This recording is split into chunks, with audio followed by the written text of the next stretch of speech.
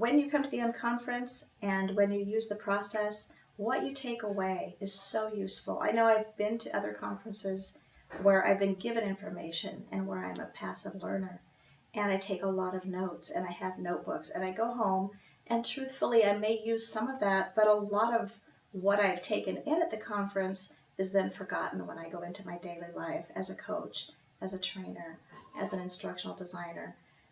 My desire for a conference goes further than that, and I think the unconference really meets that need for me to immerse myself in a process that I want to be in.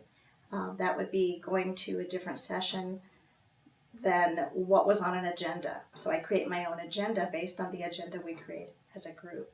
An example of that is the unconference that I attended was a facilitators unconference, and I chose to go into a session where I was going to learn facilitation skills, how you create learning for a huge group of people in a fun way.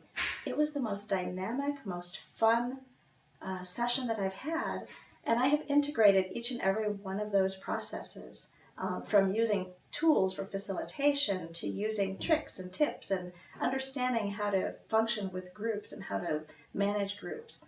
That really took for me, and that's something I take into my life as a training facilitator, as a coach. It's priceless.